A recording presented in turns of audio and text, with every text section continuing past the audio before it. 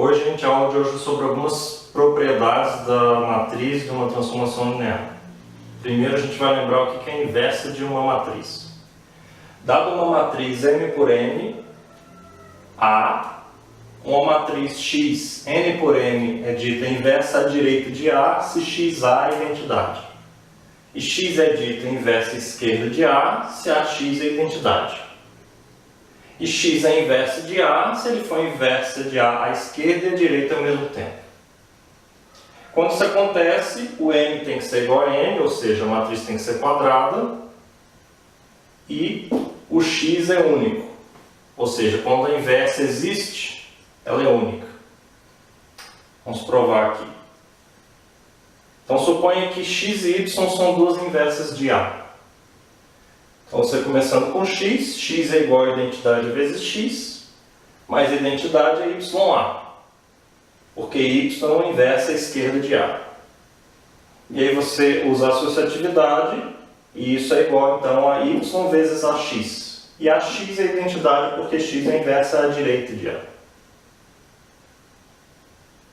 Então você fica com y vezes a identidade, que é y. Então x igual a y.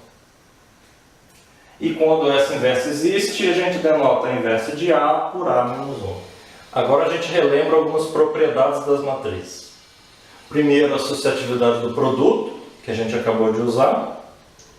Depois, a distributividade da soma com respeito ao produto, tanto à direita quanto à esquerda. Depois, o fato da identidade ser um elemento neutro para multiplicação, que a gente também acabou de usar. Depois, o fato de que uma matriz possui inversa à esquerda se somente se suas colunas são LI, e uma matriz M por N possui inversa à esquerda se somente se suas colunas geram Rm, ou seja, elas geram o espaço onde elas estão definidas. E por último, uma matriz possui inversa à esquerda, x, e inversa à direita, y. Então ela tem que ser quadrada e as duas inversas laterais coincidem. E elas são, portanto, a inversa de A. Por último, uma matriz quadrada possui inversa à esquerda se somente se possui inversa à direita.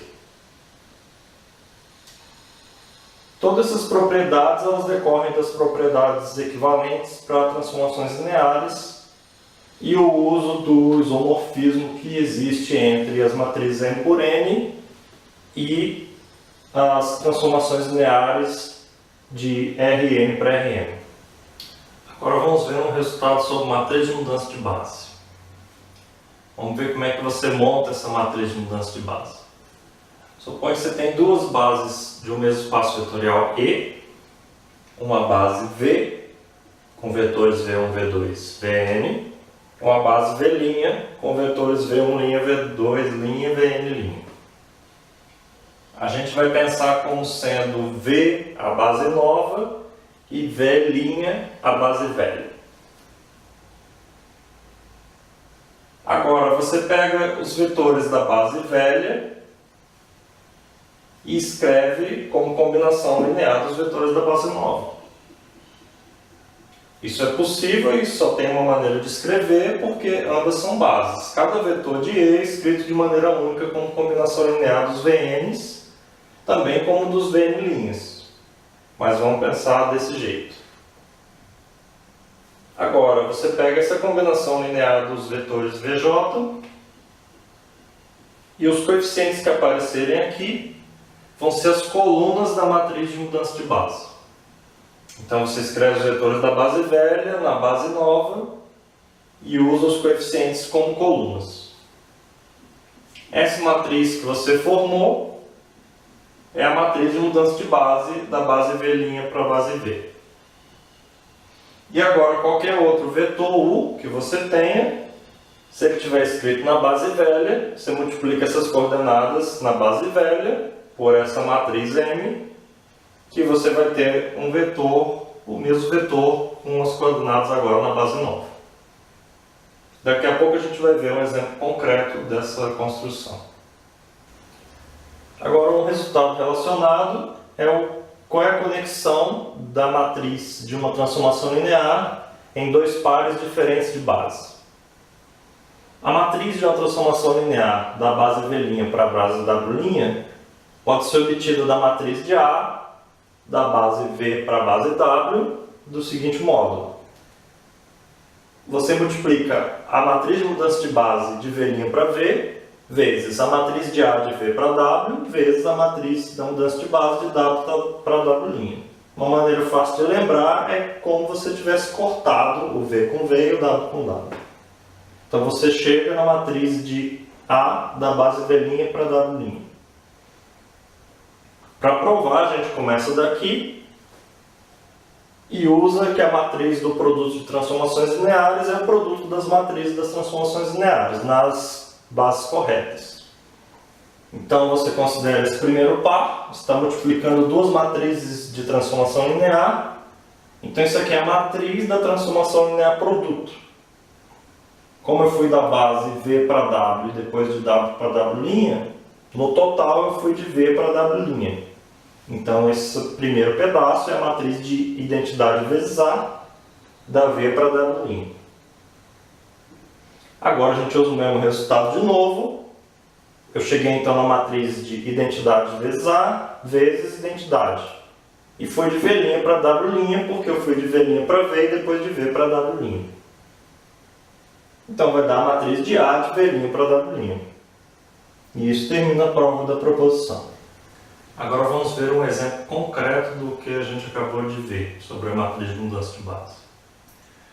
Vamos considerar a projeção sobre a reta y igual a x e duas bases, a base canônica e essa outra base dada pelos vetores V1, um A, que é um vetor diretor dessa reta, e um outro ortogonal a essa reta, o -1, 1. A gente já viu no exemplo anterior, em outra aula, que a matriz de P na base canônica é 1 sobre 1 mais A2 vezes a matriz 1A, A quadrado. Agora vamos computar a matriz de P na base V. Nós vamos precisar das matrizes de mudança de base de V para B e de B para V. Primeiro, a gente computa a matriz de mudança de base de V para B, porque ela já está aqui, mais fácil. Uma vez que os vetores da base V já estão escritos em termos dos vetores da base B. O V1 ele é E1 mais AE2 e o V2 é menos AE1 mais E2. Então essas duas pares de coordenadas aqui vão entrar como colunas da matriz de mudança de base de V para B. Porque você escreveu os vetores da base V na base B. Agora, para calcular a outra, basta inverter. A matriz de mudança de base de B para V é o inverso da matriz de mudança de base de V para B. E aí você faz a conta e chega em 1 sobre 1 mais A2, vezes a matriz 1 menos A, A1. Agora a gente usa a proposição que a gente acabou de provar para calcular a matriz de P na base V. É o produto de três matrizes. A matriz de mudança de base de V para B, a matriz de P na base B e a matriz de mudança de base de B para V. E a gente já tem essas três matrizes. Você pode separar os escalares e multiplicar. Então vai ficar aqui na frente 1 sobre o quadrado de 1 mais A2. E o produto de três matrizes, você pode multiplicar na ordem que preferir.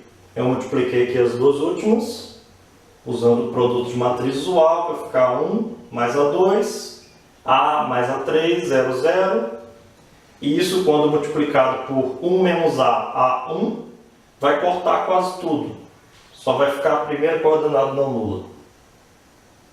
E a primeira coordenada é 1 mais 2A quadrado mais A quarto, que é 1 mais A quadrado ao quadrado.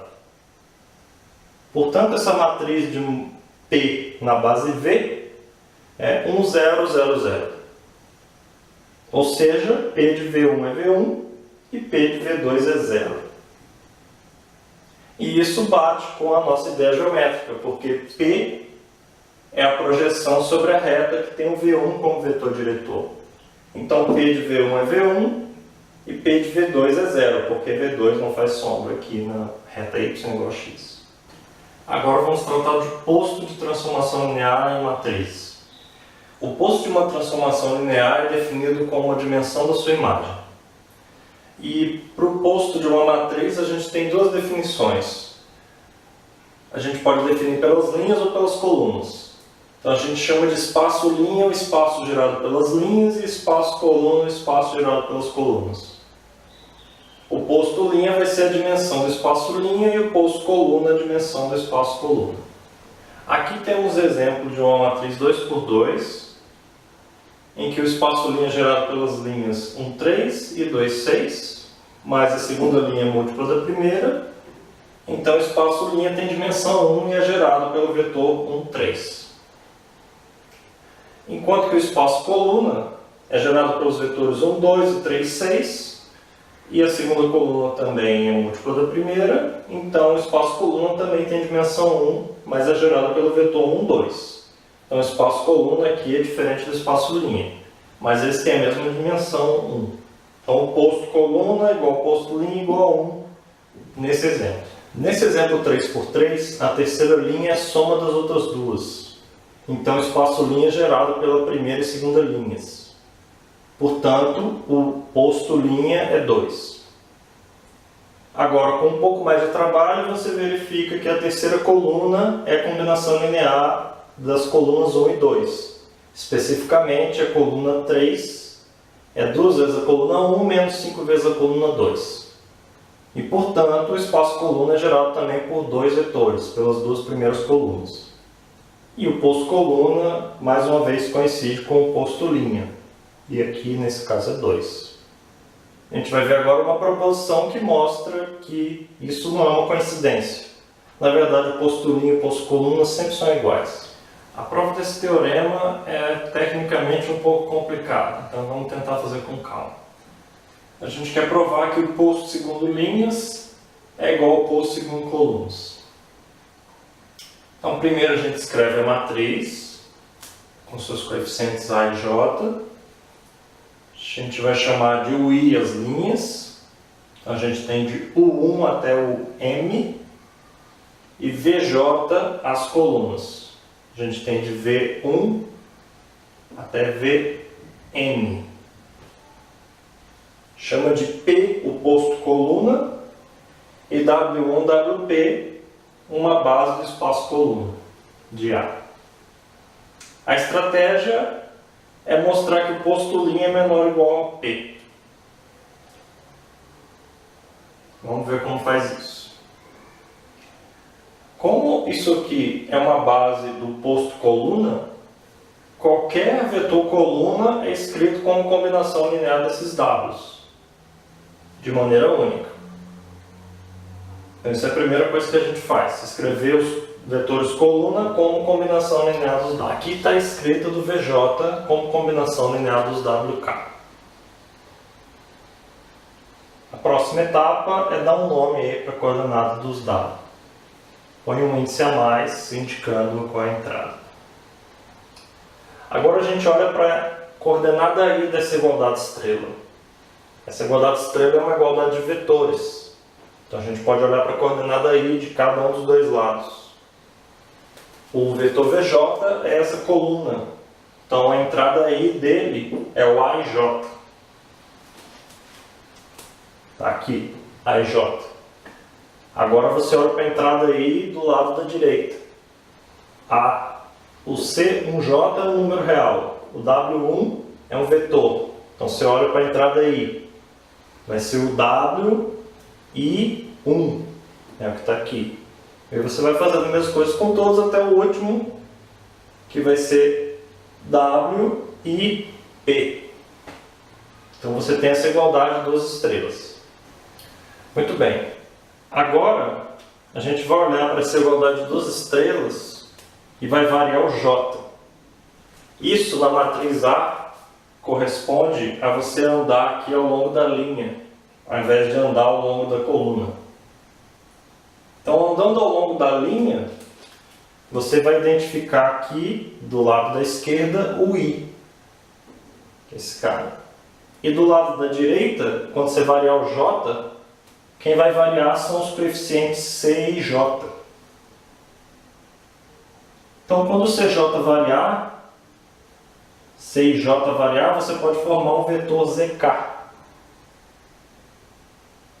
Chama de Z grande o conjunto desses vetores Z1, Z2, Zp. Para cada C e J desses, você vai variar e vai dar um vetor Z. Então você pode ver o I como sendo combinação linear desses vetores Z1, Zp, com coeficientes sendo os W. Então a gente escreveu o I como combinação linear do Z1, Zp. E o I é qualquer. Isso significa que a gente escreveu qualquer linha como combinação linear desses P vetores. Ou ainda que esse conjunto de P vetores gera o espaço linha. Isso significa que o posto linha no máximo P, porque eu tenho P vetores que geram. Então ele é menor ou igual que o espaço coluna. Então, para concluir, a gente mostrou que o espaço linha é menor ou igual em posto que o espaço coluna. Você pode argumentar do mesmo modo e mostrar que o posto coluna é menor ou igual que o posto linha. Então eles são iguais e isso acaba a demonstração. E isso termina a aula de hoje. E é isso, pessoal.